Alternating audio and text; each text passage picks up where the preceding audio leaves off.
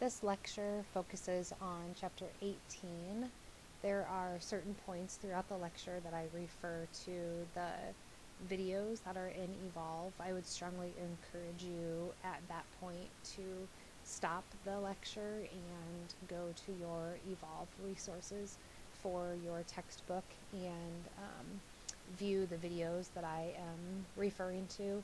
There are 2 videos that show samples of the assessment of the anterior and posterior thoracic cavity, and there's also some audio clips of abnormal breath sounds that I would strongly encourage you to listen to those. When you complete this lecture, there is also a case study that is assigned for you to complete in Evolve that needs to be completed by Friday, which is March 3rd. So that should be open and assigned and available to you and show up with a due date of March 3rd on your calendar. So start with a basic review of the anatomy of the anterior thoracic cavity. It's important to spend some time reviewing this diagram and familiarizing yourself with the names of the different landmarks, because you will use these landmarks to document findings in reference to certain things such as the left clavicle or over the suprasternal notch. So it's important to spend a little bit of time reviewing this diagram, which can also be found in your textbook, and familiarizing yourself with these terms, which I know that you've had at some point before.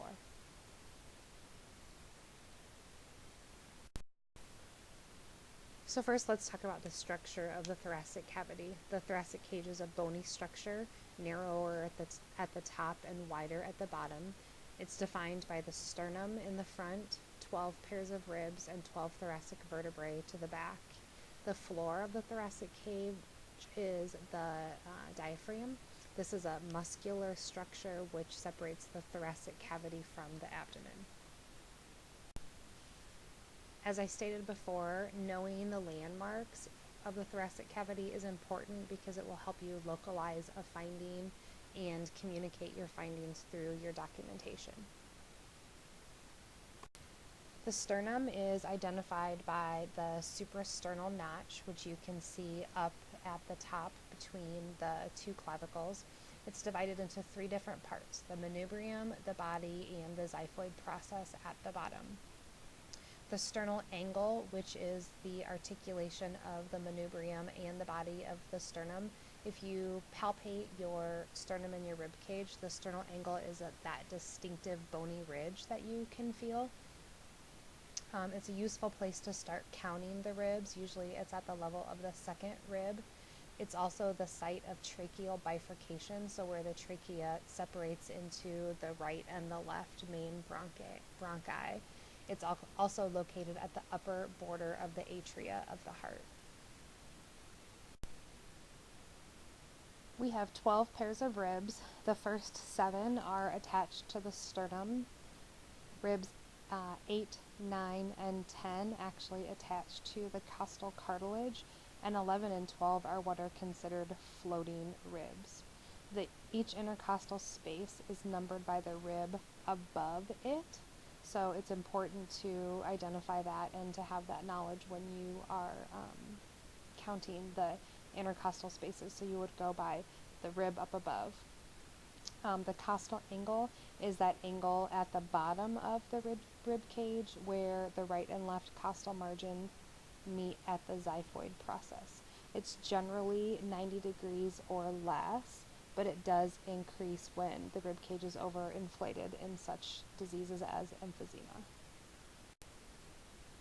Here's a view of the posterior thoracic cavity and the anatomy and the landmarks. The vertebra prominens is that bony spur that if you would palpate your neck and your spine, that bony spur that you would feel that sticks out prominently. The spinous processes are the vertebrae that you would feel as if you would palpate completely down the spine, and then also the scapula are good landmarks to use. The lower tip of the scapula usually lie at about the level of the 7th or 8th rib. Other helpful landmarks and reference lines are the ones that are indicated in these pictures. Anteriorly, you could use the mid-sternal and the mid-clavicular line. So these are imaginary lines that are drawn vertically on the client's body. Posteriorly, you could use vertebral and scapular, and laterally, you would use anterior and posterior axillary and mid-axillary. So these are also good landmarks to know and to use in your documentation. The mediastinum makes up the middle section of the thoracic cavity. It contains the esophagus, the trachea, the heart, and the great vessels. The lung borders in the anterior chest usually lie 3 to 4 centimeters above the inner third of the clavicle, so it's important when you're auscultating your lung fields to listen in that area also. The base of the lungs actually rest on the diaphragm about the 6th rib in the midclavicular line. Laterally, lung tissue extends from the apex of the axilla down to the 7th or 8th rib. This is an image of where the lobes of the lung would lie if you were looking at the anterior chest. The oblique fissure crosses the 5th rib in the mid-axillary line and stops at the 6th rib in the mid-clavicular line.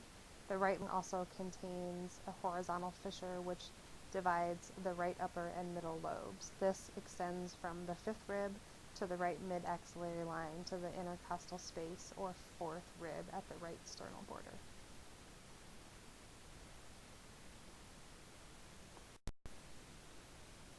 Posteriorly, the apex of the lung sits at about C7 and the base is usually near T10.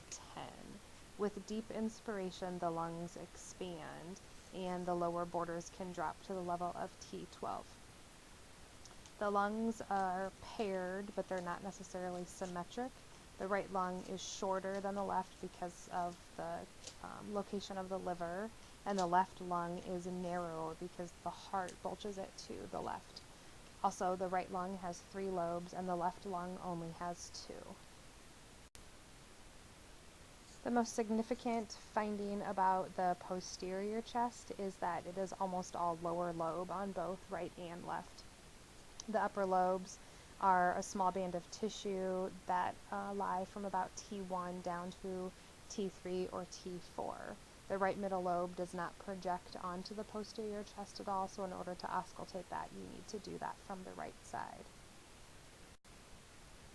Here you can see where the right middle lobe extends into the lateral chest. The lung tissue actually extends from the apex of the axilla down to the 7th or 8th rib. The right middle lobe extends from the horizontal fissure down and forward to the 6th rib at the mid-clavicular line. It's important to know this anatomy and these landmarks because this is the very specific area that you need to have your stethoscope in order to auscultate the right middle lobe. This image covers the other structures of the respiratory system that we'll talk about. I do encourage you to refer to page 417 in your book that has a little bit of a more clear picture of this diagram. I apologize that it didn't come through very clear, but to look at page 417 in your book and then refer to it as we discuss the remaining structures of the respiratory system. First, we'll start with the pleura, which is a thin, slippery envelope between the lungs and the chest wall. It's actually just like a potential space. It's filled with a few millimeters of lubricating fluid, otherwise it's not really filled with anything. Sometimes abnormally it can fill with air or fluid, which would then compress the lung and compromise lung expansion. The pleural cavity is normally has a negative pressure, which helps to hold the lungs tightly against the chest wall. Because of the little bit of lubricating fluid that's in the pleura, it allows the lungs to slide smoothly and noiselessly up and down during respiration. Think about it like if you had 2 pieces of glass and you put a couple drops of water between the glass. It's difficult to separate them, but it's fairly easy to slide them back and forth together. Next is the trachea and the bronchial tree. So the trachea lies anterior to the esophagus. It's about 10 to 11 centimeters long in an adult. It begins at the level of the cricoid cartilage in the neck and bifurcates just below the sternal angle into the right and left main bronchi. Posteriorly, tracheal bifurcation is at the level of about T4 or T5. The right main bronchus is shorter and wider and more vertical than the left main bronchus. The trachea and the bronchi transport gases between the environment and the lungs. Essentially, they're a dead space, or what that means is they're a space filled with air, but there's no gas exchange that occurs there.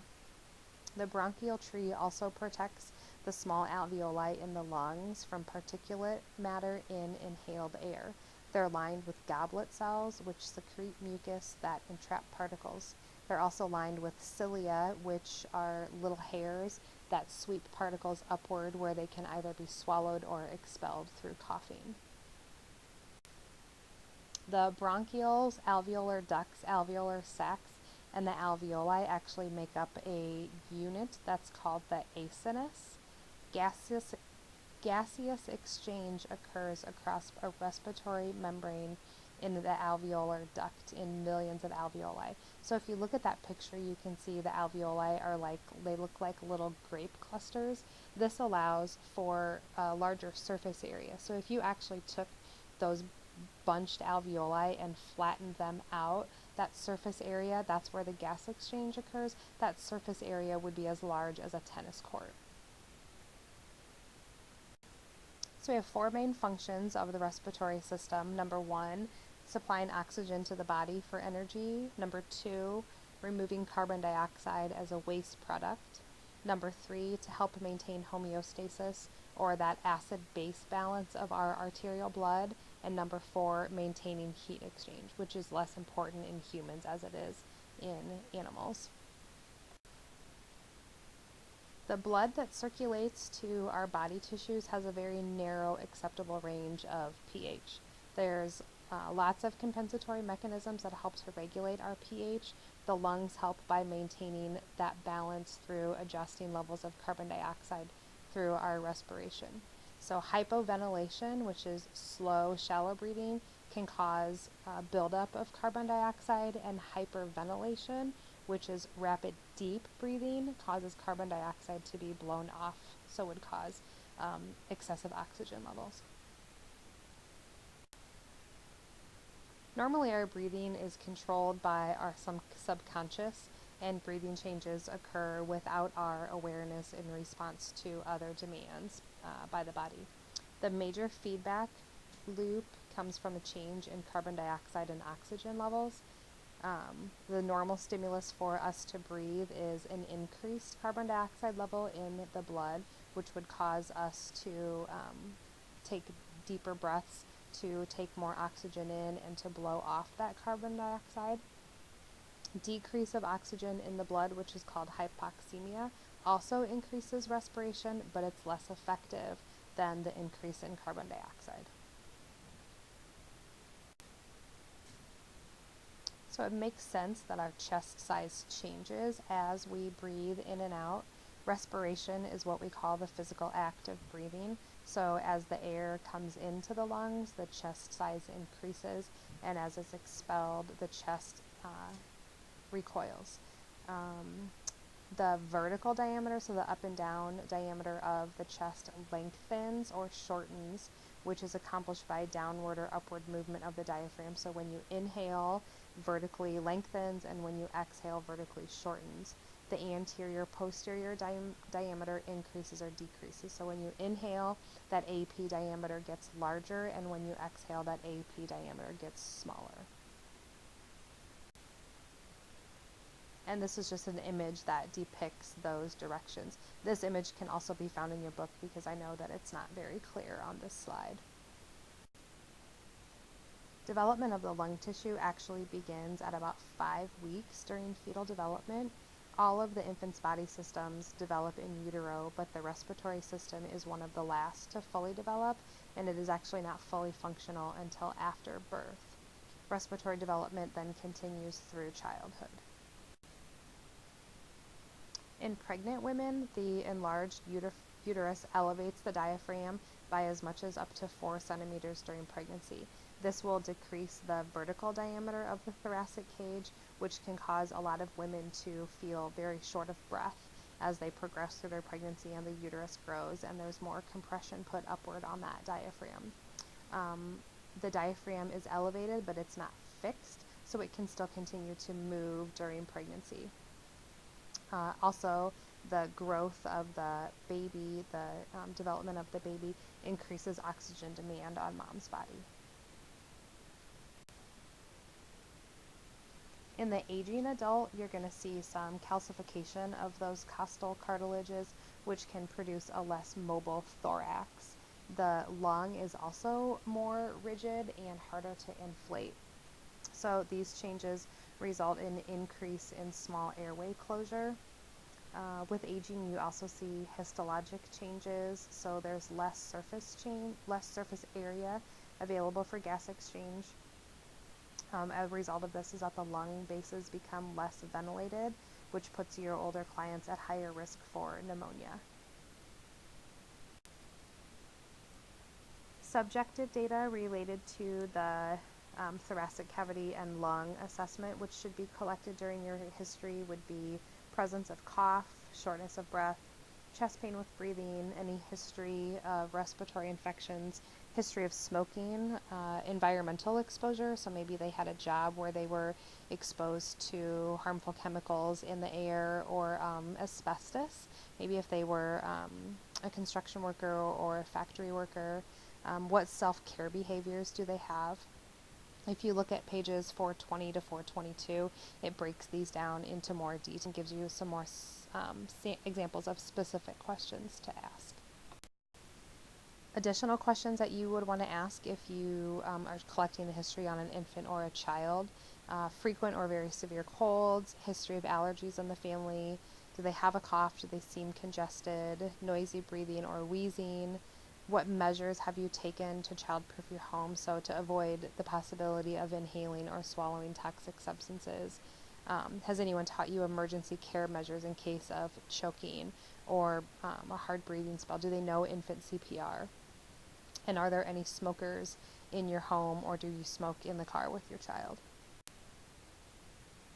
For your older adults, you would want to ask about shortness of breath or fatigue with daily activities. And here's some examples of some more specific questions.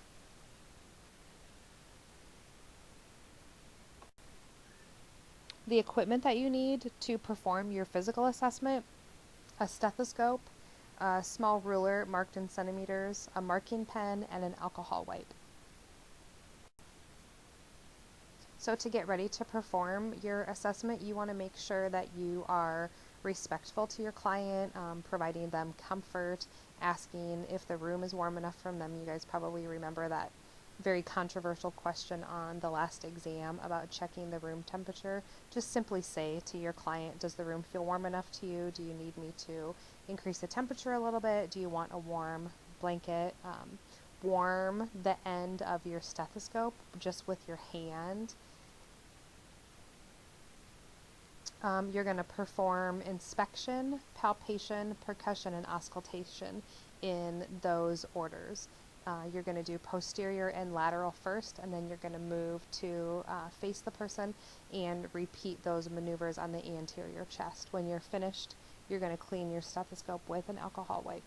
And keep in mind too, we've talked a lot about developing a routine that works for you. So these steps are not written in stone. Do you have to start posteriorly and then move to the front? Not necessarily, if that's not the position that you're in, but whatever works for you to develop a routine is the routine that you should follow. You definitely need to do inspection, palpation, percussion, and auscultation in that order, but if it works for you to start at the anterior chest and move to the posterior, it's whatever steps you get comfortable in completing, as long as you're always remembering to do them in the right order so that you're not forgetting something.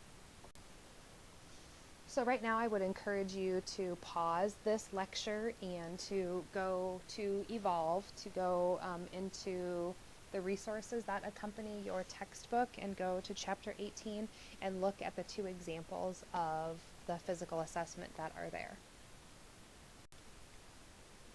Like I said, you're going to start with inspection. If you're starting with the posterior chest, you're going to just look at the general shape and configuration of the chest wall. The spinous processes should be in a straight line. The thorax should be symmetrical, elliptically shaped, downward sloping ribs, about 45 degrees relative to the spine. The scapula should be symmetrical. The anterior posterior diameter should be less than the transverse diameter, so generally you have a 2-to-1 ratio there. The neck muscles and trapezius muscles should be developed normally for age and occupation. Just in general, you should not, just by inspecting and observing, you should not see any physical deformities. If you did, you would definitely want to make note of them. Look at your client's position and posture when they're breathing. Are they hunched forward in like that tripod position, or are they nice and relaxed while they're breathing? Assess their skin color and condition. The color should be consistent with their genetic background. There should be no cyanosis or pallor. Note any lesions and ask about any changes in moles that may be on their back. So remember when we talked about skin assessment, we talked about integrating the skin assessment into each body part. So this is when you would want to do your assessment of the skin on the posterior chest. Next, you're going to check for symmetric expansion of the lungs. So to confirm symmetric chest expansion, you're going to put one hand on each side with the thumbs at the level of T9 or T10, and you're going to ask your client to take a deep breath. Basically, you should see both of your hands move symmetrically, and your thumbs should move apart symmetrically also. Tactile fremitus is not necessarily an assessment that you guys will do, but you will practice it in lab. So what it is it's a palpable vibration. So you could use either the base of your fingers, the balls of your finger, or the edge of one hand. You're going to touch the person's chest and ask them to repeat the words 99 or blue moon. You basically should just be able to feel the chest vibrate as your client says these words. So you're going to start over the apex of the lung, and you're going to palpate from one side to the other, basically comparing sides. Although fremitus varies among person to person, it should be symmetrical for your client. So what you're feeling on the left side should feel even to what you feel on the right side. Just between the scapula, the fremitus may be stronger on the right side than the left because the right is closer to the bronchial bifurcation. So avoid palpating directly over the scapula because the bone will dampen out the sound. So make sure that you're kind of feeling around the scapula when you're palpating this. So note any areas of abnormality. So maybe if you feel it stronger on the left side than the right side, you would want to note that. If you can't palpate it at all in a certain location, you would want to note that. Conditions that increase the density of lung tissue make a better conducting medium and will increase tactile fremitus. So using your fingers, you're going to gently palpate the entire chest wall. This also enables you to note if there's any tenderness, to test the skin temperature and moisture, and also to detect any potential superficial lumps or masses, so exploring any skin lesions that may be noted. Percussion is also not an assessment that you guys will routinely do, but just like tactile fremitus, it's a good idea for you to practice it, and you will practice it in lab. You know, you'll find in the videos that they make it sound like it's so easy to hear the difference between the resonant sounds or the dull sounds. Just practice and hear the differences. We don't expect you guys to know whether you're hearing resonance or whether you're hearing dullness. We just would expect you to say, oh yeah, that kind of seems like it changed. You should have resonance, which is low pitched hollow sound over healthy lung tissue. So if you have dull sound, it's the sound is being dampened by fluid in the lungs, or possibly because you're percussing over bones. So just try it when you're in the lab, test it, and see if you think you can hear the difference. Diaphragmatic excursion is another assessment that you can incorporate into your percussion, and basically what you're doing is you are measuring the distance that the lungs expand with deep inhalation. So you would percuss down to the level where you note the sound changes. So you would ask the patient to take a deep breath and hold it in, and you would percuss down the lung field until you note that change from resonance to dullness. And then you would mark it with a marking pen, and then you would have them exhale and hold it and percuss again and mark again, and then you would measure. So the normal measurement for diaphragmatic excursion should be about 3 to 5 centimeters, and it should also be equal bilaterally. Once you've finished all of your inspection, palpation, and percussion, you're going to move on to auscultation. Make sure that you are able to identify what you're hearing actually as breath sounds or external sounds. Like, it's important to listen against the skin so that you're not hearing your client's shirt brush against your stethoscope, or maybe the hair brush against your stethoscope. So it's important to differentiate between those two things. You're evaluating presence and quality of normal breath sounds. You want to instruct your client to breathe through their mouth and take a little bit deeper breaths than normal. You're going to use the diaphragm of your stethoscope and hold it firmly on their chest wall and listen to one full inspiration at each, or full respiration, so inspiration and expiration in each location. And you can see by this picture that's here, you are going side to side so that you're comparing one side to the other. So you would start up above the scapula where the apexes of the lungs are, and as is diagrammed in this picture, you would go left to right, and then you would come down and go right to left. So you would kind of go in like a ladder pattern. Like I said before, make sure you're not confusing extraneous noises or background noises with lung sounds. This diagram, I think, shows like 12 or 14 places to auscultate. For the sake of when you're doing your test out in lab, our expectation is for you to auscultate 6 to 8.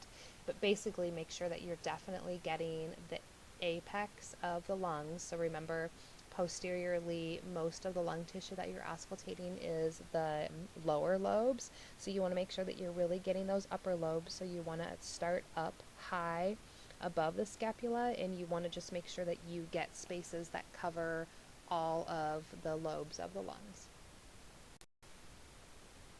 This slide just lists some potential extraneous noises that could be confused with lung pathology. So your own breathing on the stethoscope tubing, maybe the stethoscope tubing bumping together. If the patient is shivering, which is why you want to make sure that the room is warm enough for them. If the patient's hairy, the movement of hairs under the stethoscope can sound like crackles. And then even the rustling of paper drapes, or if there's a paper gown.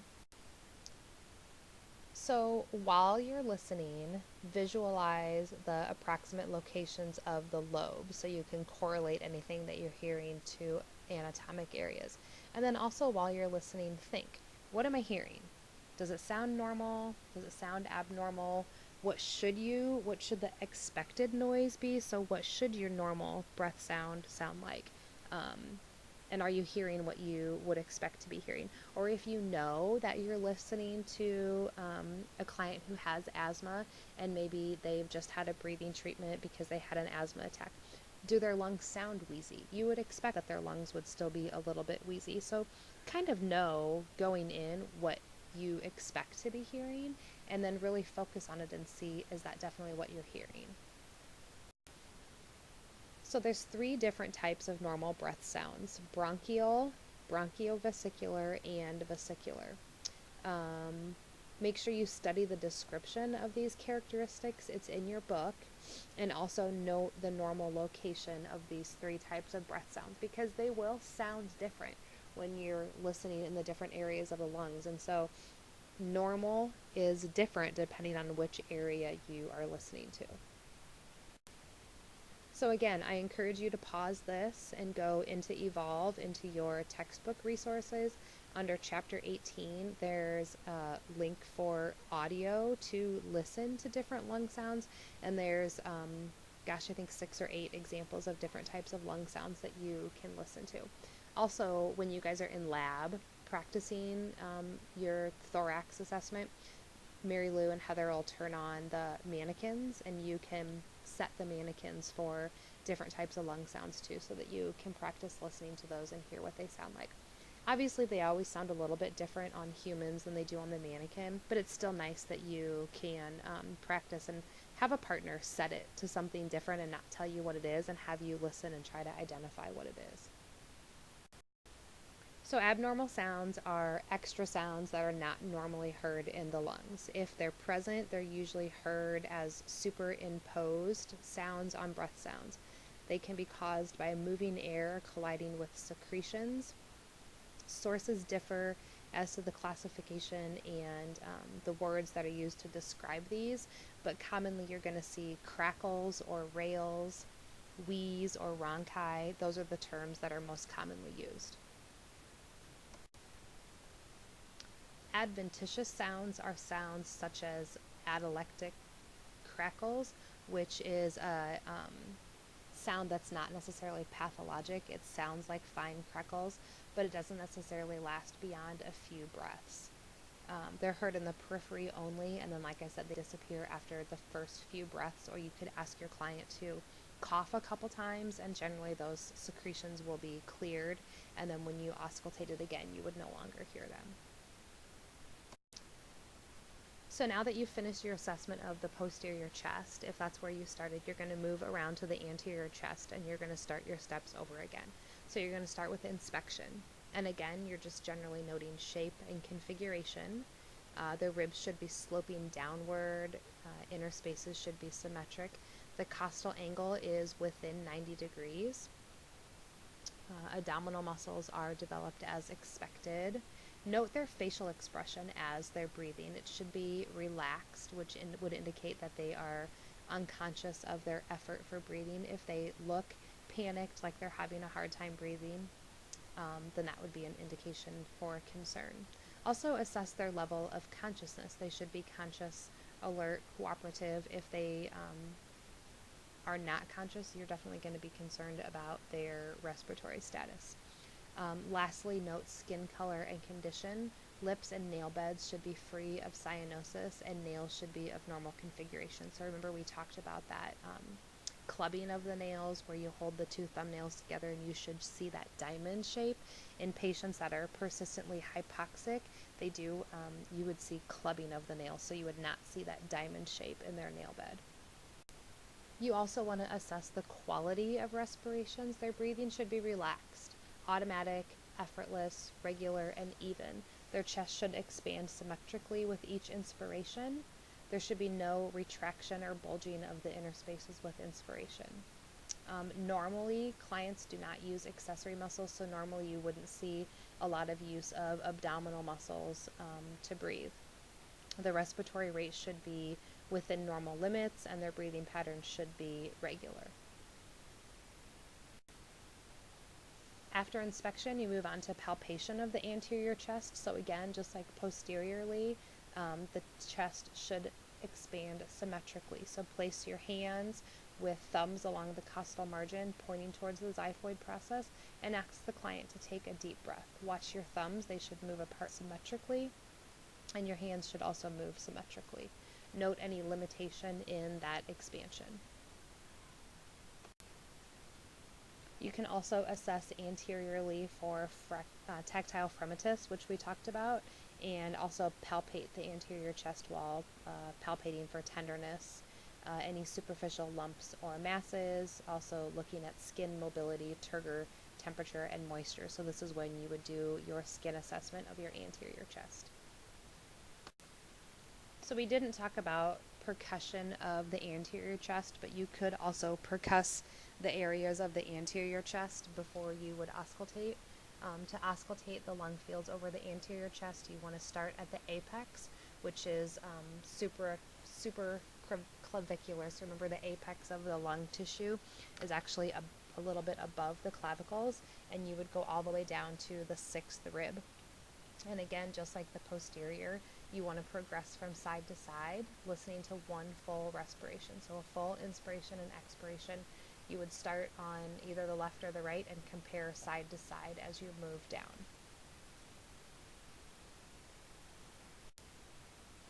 So let's review this question. The nurse knows that the proper technique for assessing lungs in an adult patient is that auscultation is performed, number 1, from right to left using a Z pattern, number 2, from top to bottom using landmarks for accuracy, number 3, using the bell of the stethoscope to hear vascular sounds, number 4, to the anterior chest wall and abdomen to determine diaphragm function.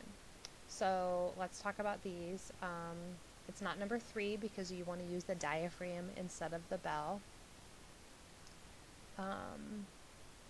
And it's not number 4 because you don't want to just do the anterior chest wall, and you want to do the posterior, and during the assessment of the thoracic cavity you're not auscultating the abdomen at all. 1 and 2 we could combine together and say both of them are right. Number 2 is not completely right because you don't want to just go top to bottom, you also need to go side to side. So think about a Z pattern, or like I said, like a ladder pattern. So something that takes you side to side. So listen to one side, then the same spot equally on the other side. Some differences in infant and children when it comes to inspection. Their thorax is more rounded and generally has anterior, posterior, and a transverse diameter that are equal to each other. So remember I said in adults that ratio is 1 to 2. So the anterior posterior is, or sorry, the transverse is twice what the anterior posterior is. By 6 years of age, the child's thorax will reach the same ratio as an adult. Normal chest circumference for a newborn is from 30 to 36 centimeters and generally is 1 to 2 centimeters smaller than the head circumference until they are about 2 years of age. Their chest wall is very thin. It has very little musculature, and unlike adults, children actually use a lot of their accessory muscles to breathe. If you notice excessive use of accessory muscles, a lot of retraction of the lungs or the rib cage, and a lot of use of the abdominal muscles, then that would be an indication that there's some respiratory distress, but they do use quite a bit more accessory muscle than adults do to breathe. Infants generally breathe through their nose rather than their mouth until they are about 3 months old. So when doing the respiratory assessment on infants and children, you want to make sure that you count their respiratory rate for a full minute.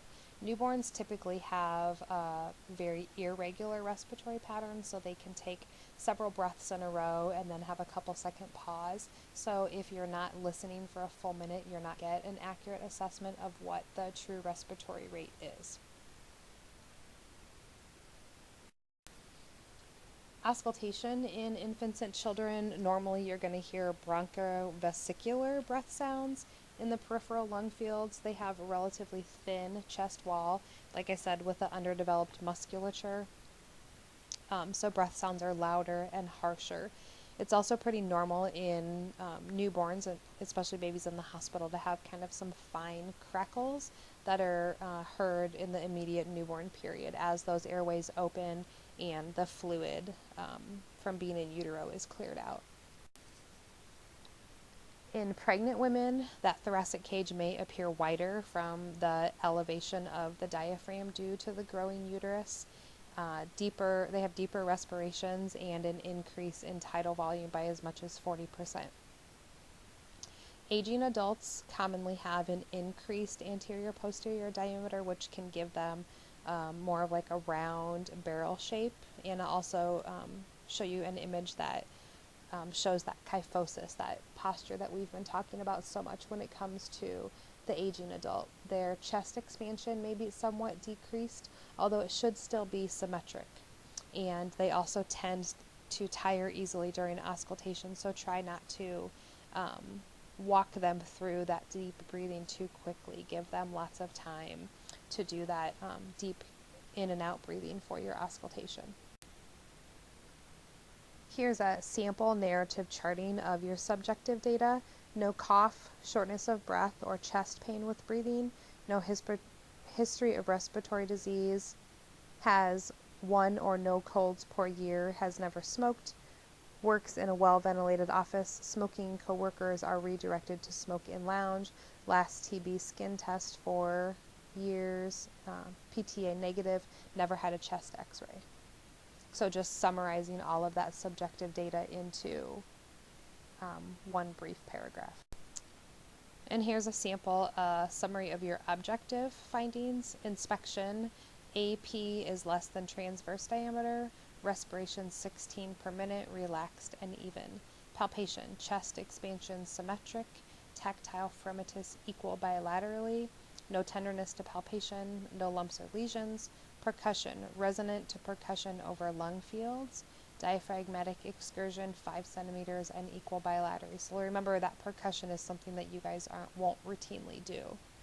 Auscultation, vesicular breath sounds clear over lung fields, no adventitious sounds.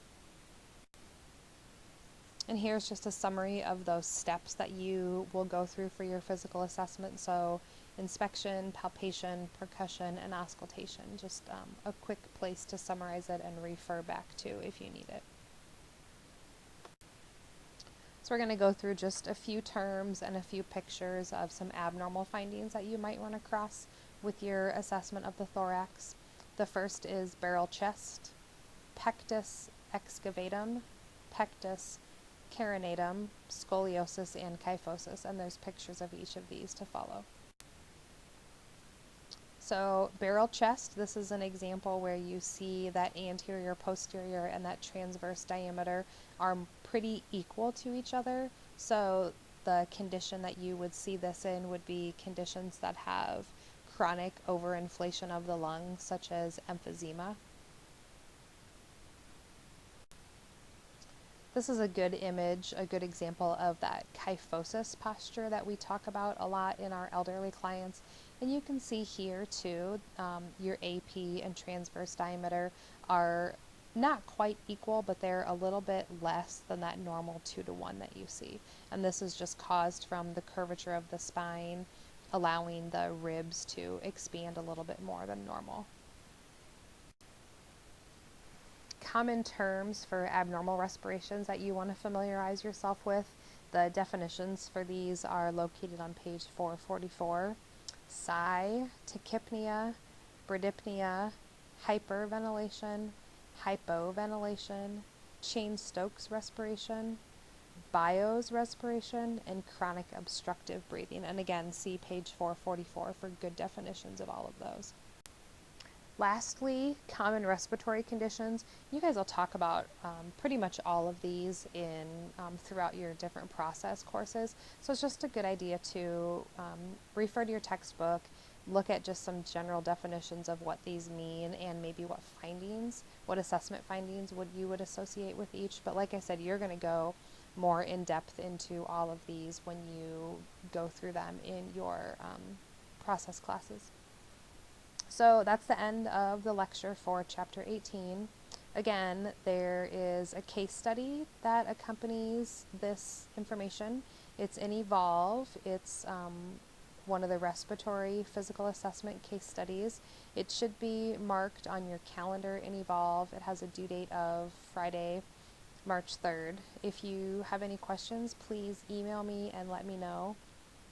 And I do have this PowerPoint posted too, just as a PowerPoint presentation, so if you wanted to print that out to take notes on, it's there as well.